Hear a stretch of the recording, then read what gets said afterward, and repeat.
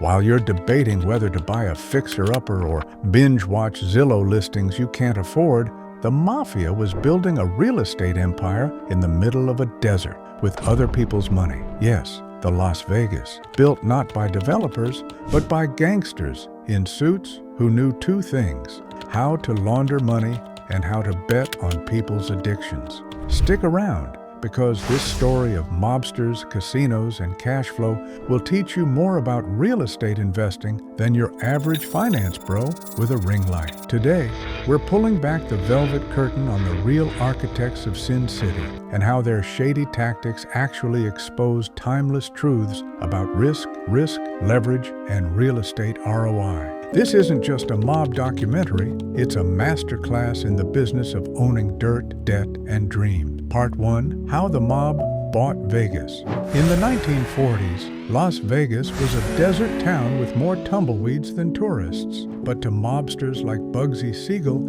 it looked like a blank canvas for tax-free profit. Here's the play. 1. Use clean union pension funds to fund casinos. 2. Overinflate construction costs. 3.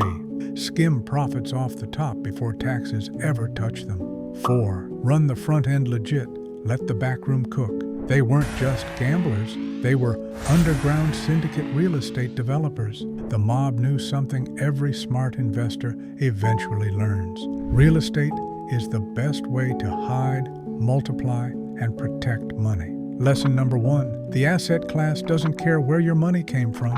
It only cares what you do with it. Part 2. The Desert Flippers. Mob Edition. Bugsy Siegel's Flamingo Hotel was the prototype. Sure, he got whacked before he could enjoy it, but the blueprint was set. Flashy entrance, endless cash flow from gambling. Hospitality plus addiction equals infinite upsell.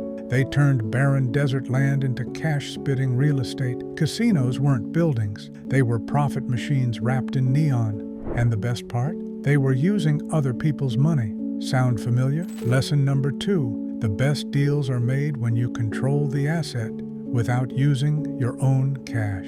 Part 3. How loan shark mentality became modern financing. Mobsters invented leverage before Wall Street made it sexy. They'd fund construction with shady loans, pay interest under the table, and own properties without putting up much equity. Today, we call that syndication, private equity, hard money lending.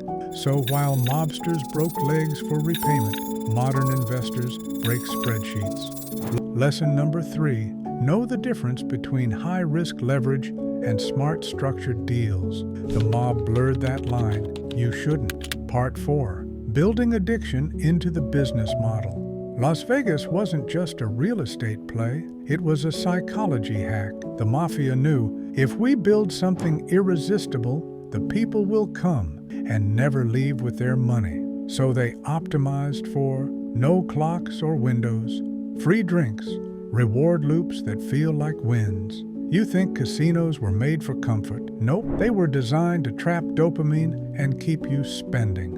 Lesson number 4. Real estate with behavioral design creates infinite retention. Want to win in retail, hospitality, or multifamily? Study Vegas. Part 5. Cleaning dirty money. Casinos became the perfect laundromats. Run millions through slot machines and skim a clean percentage off the top. This isn't just about crime. It's about understanding why real estate is the #1 asset for wealth preservation. Even when you play dirty, it appreciates, it cash flows, it's hard to trace, and it can be written off. Lesson number 5. Real estate is forgiving. You don't need to be a gangster. Just understand how the game works. Part 6. What modern investors can learn. Strip away the crime, and here's what the Mafia taught us. Don't chase trends. Build infrastructure. Invest where others won't. Opportunity zones, aka Las Vegas 1945. Use smart leverage. Control without owning outright. Focus on cash flow, not just appreciation. Know your customer's psychology. People don't buy with logic, they buy with addiction. Modern investors use Excel, mobsters used instinct. But the truth is, the math hasn't changed. Lesson number 6. Your biggest wins come from what others overlook, even if it's a desert in Nevada. From bootleggers to billionaires, the Mafia didn't just gamble, they built a real estate empire before it was trendy on YouTube. So next time you hear about passive income, remember, the original version wore pinstripes, held a cigar, and built empires from sand. Drop a comment. Would you have invested in Las Vegas in the 1940s? Like this video if it gave you a new lens on real estate. Subscribe if you want financial stories with more grit and less guru. And hey, don't skim the profits. Stick around for the next one.